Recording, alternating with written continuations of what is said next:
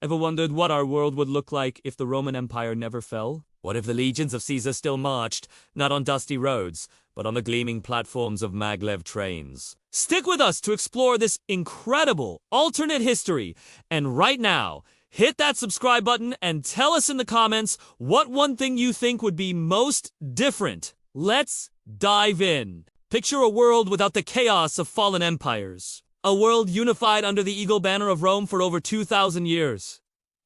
The single greatest change. Our financial system. Imagine a global economy dominated not by the dollar, the euro, or the yuan, but by a single, unwavering currency, the Roman denarii. For centuries, its silver gleam would be the ultimate symbol of stability and value across every continent. This isn't a world of fluctuating exchange rates and currency wars. Instead, global trade would be seamless. A merchant in Neo-Hispania could buy silk from a trader in Aegyptus Nova with the same coins used in the heart of Rome itself. This unparalleled stability would prevent the kind of economic meltdowns we've seen throughout our history. The denarius wouldn't just be money. It would be the bedrock of a truly globalized, unified human civilization. Its value guaranteed by the might and sheer longevity of the eternal empire. But who would control this colossal financial machine? Forget Wall Street, London, or Shanghai. In this Roman reality, the center of finance would be, and always would have been, Rome. The system would be incredibly centralized, managed not by a patchwork of private banks and corporations, but by the emperor and a network of powerful imperial banks. Imagine the Roman Forum, not as a ruin, but as a dazzling hub of commerce, with holographic displays showing commodity prices from across the known world, all under the watchful eye of the imperial treasury. This centralized model means that finance serves a different master. In our world, the primary goal of finance is often shareholder profit. In the Roman world, finance serves the state, the emperor's priorities funding legions, building planet-spanning infrastructure, and ensuring the grain dole for every citizen would dictate the flow of capital. The concept of a corporation existing solely for private profit might seem alien, even rebellious. The economy would be a tool for imperial glory and public welfare, not private enrichment. The motto wouldn't be greed is good, but for the glory of Rome and the emperor. Would this empire connect its vast territories?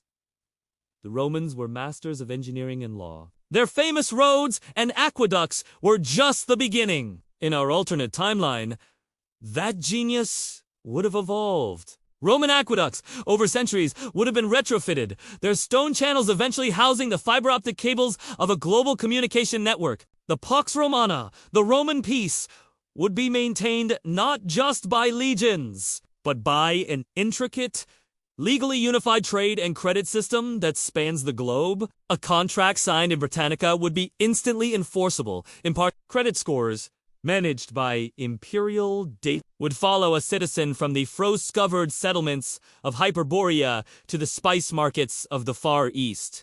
This imperium sign, fine an empire without end, would be bound together by a shared legal framework and an instantaneous flow of information and capital, all built on Roman principles of order and administration. There would be no disjointed international laws, no tangled webs of conflicting regulations, just one system, one law, under one eagle. With such a centralized system, what happens to financial innovation? In our timeline, concepts like joint stock companies, born in the age of exploration, allowed for the private funding of risky ventures, fueling colonialism and capitalism. But in an eternal Rome, such innovations might be suppressed. Why would the emperor allow private citizens to pool resources in a way that could challenge the state's own projects? Ventures like exploring new continents or even new planets would be state-sponsored endeavors, funded by the imperial treasury for the benefit of the empire, not a small group of investors. This means that the very idea of shareholder capitalism,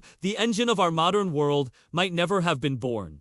The economic landscape would be dominated by massive state-owned enterprises and ancient family-run guilds operating under imperial charter. The entrepreneurial spirit wouldn't be about creating the next big startup to sell for billions. It would be about rising through the ranks of the imperial bureaucracy or becoming a master artisan in a governance-sanctioned guild. Ambition would be channeled into service and tradition, not disruptive innovation for personal profit. This brings us to one of the most disruptive financial innovations of our own time. In a world controlled by the Roman Empire, what would be the fate of something like Bitcoin? It would be seen as nothing less than a declaration of war. A decentralized, anonymous currency is the ultimate threat to a system built on absolute central control. The emperor's power is tied directly to his control over the money supply. Any attempt to create a currency outside of that system would be viewed as an act of treason. The empire's response would be swift and brutal. The creators of such a technology would be declared enemies of the state. Legions of cyber praetorians, the digital equivalent of the emperor's personal guard, would hunt them down across the global network. The very idea of a peer-to-peer financial system without a central authority is fundamentally it champions the individual over the collective, anonymity over accountability, and chaos over order. In the eyes of the empire, it would be a digital plague that must be eradicated before it could infect the body politic. There would be no debate about regulation. There would only be suppression. So, what have we learned? A world where Rome never fell would be one of immense stability and unity, but at a great cost. The financial system would be efficient, global, and robust, preventing many of the crises that have defined our own history. The Roman denarius would be a universal symbol of trust. A vast, interconnected network of trade and law would bind humanity together under a single, ordered system. However, this order would come at the price of economic freedom and disruptive innovation. Finance would be a tool of the state, not a realm for private ambition. The dynamic, chaotic, and often messy world of capitalism that we know would be replaced by a rigid, top-down structure. Radical new ideas like cryptocurrency wouldn't be celebrated. They would be crushed as a threat to imperial authority. It's a fascinating trade-off.